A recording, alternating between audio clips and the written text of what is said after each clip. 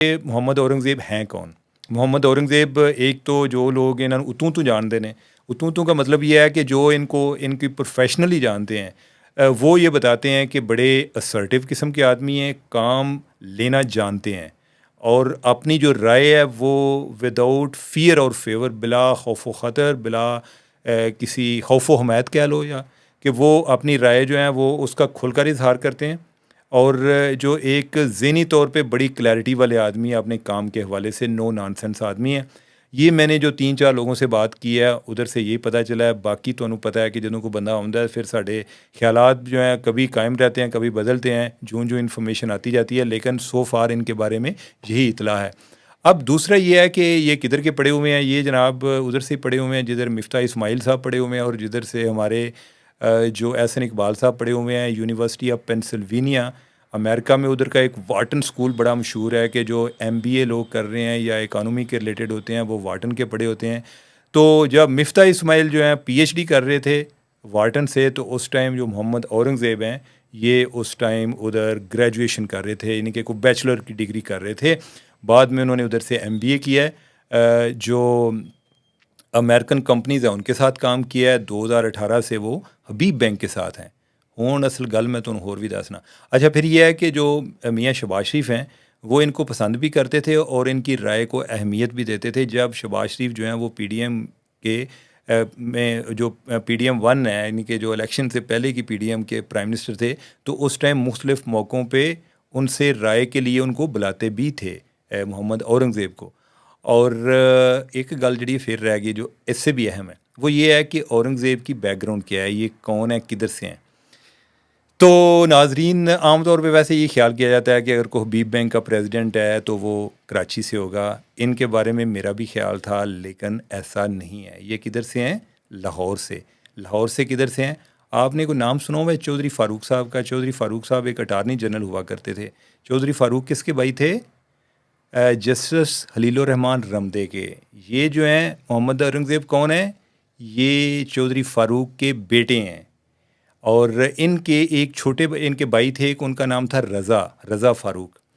رضا فاروق کون ہے؟ رضا فاروق کی جو ہے انفارچونیٹلی ان کی ڈیتھ ہو گئی۔ ان کی جو بیگم ہیں عائشہ رضا فاروق، وہ ادھر سینٹ میں تھیں، نیشنل اسمبلی میں بھی رہ چکی ہیں، میرے خیال ابھی شاید آج کل سینٹ میں ہیں۔ تو لہٰذا وہ ایک طرح سے نون لیگی بھی بن گئی۔ یہ بھی ایک جو تمام حجت ہو گیا کہ بندہ کو نون لیگ تو باہر بھی نہیں۔ پھر یہ ہے کہ جو رمدے فیملی کے ساتھ شریف خاندان کے بڑے اچھے تعلق بھی ہیں۔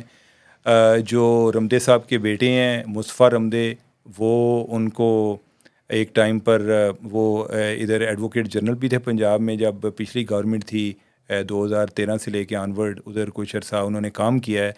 تو یہ جو ہیں یہ رمدے فیملی سے ہیں بیسیکلی، یا چودھری فاروق فیملی آپ کہہ لیں، اس سے یہ بلانگ کرتے ہیں۔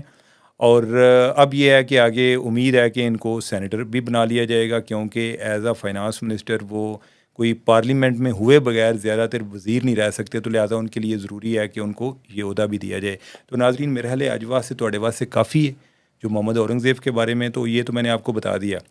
اب یہ ہے کہ ہم آخری پوائنٹ کی طرف جاتے ہیں، تو اپنی سیٹ بیلٹ باندھ لیں۔ یہ واقعہ اسلام آباد کا ہے اور بڑا دلچسپ بھی ہے، بڑا افسوسناک بھی ہے۔ آپ نے سنا ہوگا ہیڈ سٹارٹ سکول کی ایک چین ہے جو زیادہ تر ابھی تک ادھر اسلام آباد یا کچھ کوئی ادھر راول پنڈی میں ایک دو ان کی برانچز ہیں، زیادہ تر اسلام آباد میں ہیں۔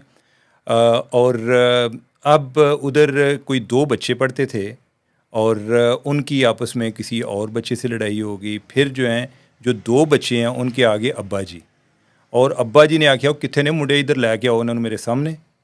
وہ اب جو ہیں وہ گھوم رہے تھے، جو اب اسکول والوں کو بھی نہیں پتہ تھا کہ اگر کوئی پیرنٹس آئے ہوں تو ان کو کیا پتہ کہ کسی سے کوئی بدلہ لینے کے لیے آئے ہیں۔ تو خیر وہ ادھر ادھر تھے گھومتے گھماتے وہ اس بچے کے پاس پہنچ گئے جن کی ان کے 2 بچوں کے ساتھ لڑائی ہوئی تھی۔ وہ لڑائی کس وجہ سے شروع ہوئی تھی میں اس میں تفصیل میں باوجود نہیں جانا چاہتا۔ تو خیر انہوں نے جا کے اس بچے کو 2-3 تھپڑ لگا دیے۔ اب اس کے بعد ان کو اسکول انتظامیہ کو پتہ چلا، انہوں نے اس پر بہت سخت نوٹس لیا۔ انہوں نے اپنی کو ڈسپلن کمیٹی کا اجلاس بلا لیا، انہوں نے کہا کہ یہ تو ٹالریبل نہیں ہے، اور فائنلی انہوں نے ان بچوں کو ایکسپیل کر دیا۔ اور اب جو ہیں وہ فیملی جو ہے انہوں نے ان کے ساتھ معاملات طے کرنے کی کوشش کی. انہوں نے کہا کہ جس برانچ میں واقعہ ہوا ہے ہم ادھر نہیں رکھیں گے, ان کو دوسری برانچ میں بھیج دیتے ہیں. انہوں نے کہا کہ نہیں, اور دوسری برانچ میں بھی اس شرط پر کہ جو ابا جی ہیں نا وہ دوبارہ اسکول کے احاطے میں داخل نہیں ہوں گے. یہ اس طرح کا جو مذاق ہے وہ ہم اس اسکول میں نہیں ہونے دیں گے. اس پہ اسکول نے بڑا سخت سٹینڈ لیا. اب جو وہ فیملی ہے وہ آگے عدالت میں چلی گئی. اب عدالت نے جو ہے جو ایک ڈسٹرکٹ کورٹ ہے اسلام آباد کے ادھر چلے گئے. انہوں نے کوئی ان کو کوئی پتہ نہیں کوئی وارنٹ وغیرہ بھی ایشو کر دیے, اور ساتھ انہوں نے وہ فیصلہ کہ ان کو بچوں کو ایکسپیل کرنے کا وہ سسپینڈ کر دیا. اسکول کی جو اونر ہیں وہ آگے پھر ہائی کورٹ میں چلی گئیں. ہائی کورٹ میں معاملہ جسٹس بابر ستار کے پاس ہے. انہوں نے جو ڈسٹرکٹ کورٹ ہے ادھر سے سارا ریکارڈ منگوا لیا. اب 19 مارچ کو ادھر جو ہے وہ سماعت ہے, اور جسٹس جو وہ خاتون ہیں جو اسکول کی پرنسپل ہیں وہ اس معاملے میں بڑی ڈٹرمنڈ ہیں کہ مجھے اگر جانا پڑا تو میں سپریم کورٹ تک بھی جاؤں گی, اور اس طرح کے جو ہے نا کوئی اس طرح کی ٹیکٹکس کے سامنے میں سرنڈر نہیں کروں گی. تو یہ والا معاملہ ہے. اب یہ ہے کہ کئی اور لوگ ہیں, میں اصل جو ہے نا یعنی کون لوگ ہیں اس کے بارے میں آپ کو آخر میں بتا رہا ہوں. اب یہ ہے کہ اس معاملے میں دو رائے پائی جاتی ہیں. دو رائے یعنی کہ میری تو نہیں, میں تو فرینکلی میں آپ کو بتاؤں کہ مجھے اسکول کا یہ سٹیپ اچھا لگا. عام طور پہ جو پرائیویٹ اسکول ہیں وہ گھبراتے ہیں, وہ پیرنٹس کے سامنے ایویں یہی کرتے رہتے ہیں کہ جناب اتنا وہ بچوں میں سے یا پیرنٹس میں سے پیسے دیکھ رہے ہوتے ہیں کہ اتنی فیس ہماری ضائع ہو جائے گی, کوئی اور مسئلہ ہو جائے گا. لیکن اس طرح کا سٹینڈ لینا ایک واقعی قابل ستائش بھی ہے. اور میں کسی سے بات کر رہا تھا کہ یہ کیسا ہے, تو ان کا یہ خیال تھا جی کہ اسکول کو ایسے پنگے نہیں لینے چاہیے تھے. وہ بھی کوئی اسکول کے بزنس سے ریلیٹڈ کوئی شخصیت تھی.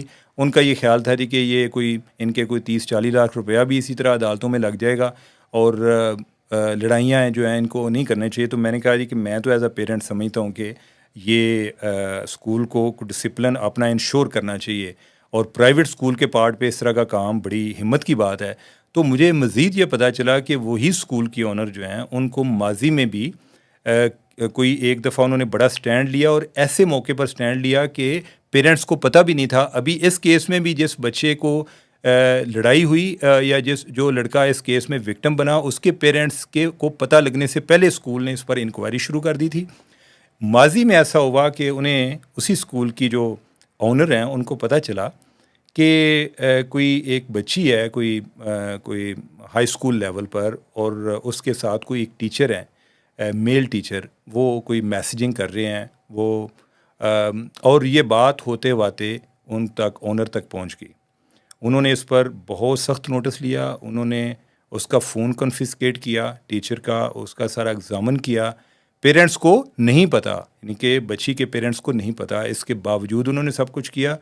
فوری طور پہ اس کو ایکسپیل کیا جب یہ ثابت ہو گیا, اور جب اس ٹیچر نے بھی اقرار کر لیا کہ ایسا ہوا ہے تو انہوں نے اس کو ایکسپیل کر دیا. اور پھر جا کے انہوں نے پیرنٹ کو بچی کے پیرنٹس کو بھی بتایا کہ کچھ اس طرح ہوا ہے, اور ہم اس پہ جو ہے مناسب سٹیپ جو لے سکتے تھے وہ لیا ہے, اور آئندہ بھی وہ ٹیچرز کے لیے ایک ایگزامپل بنا دیا. تو یہ تو ایک اچھی ایگزامپل ہے اوورال. اب یہ ہے کہ ہم واپس اپنے ایشو کی طرف آتے ہیں کہ یہ معاملہ ہوا کن کے ساتھ. تو نیئر بخاری صاحب کو آپ جانتے ہیں جو پیپلز پارٹی کے رہنما ہیں. تو نیئر بخاری صاحب جو ہیں ان کے نواسے تھے کہ جو ہیڈ سٹارٹ میں پڑھتے تھے, ان کے ساتھ یہ معاملہ ہوا ہے. اور وہ جو ادھر جا کے جنہوں نے بچوں کو مارا وہ ان کے داماد تھے نیئر صاحب کے, اور ان بچوں کے باپ تھے. وہ خود بھی ڈاکٹر ہیں جو, اور یہ معاملہ جو ہے یہ بڑا میری نظر میں ایک ٹیسٹ کیس بھی ہے. اور پرائیویٹ اسکول والے جو ہیں اگر وہ اس طرح سے اپنے ڈسپلن کو انشور کریں, جس کی ایک اشد ضرورت بھی ہے. پیرنٹس اپنے بچوں کو ایسی جگہوں پر بھیجتے ہیں کہ جدھر ان کے بچے محفوظ بھی ہوں اور ان کی تربیت بھی اچھی ہو, اور وہ ایسا ہو کہ جیسے ان کو گھر کا ماحول ملا ہے. تو اس لحاظ سے یہ ایک مناسب قدم بھی ہے.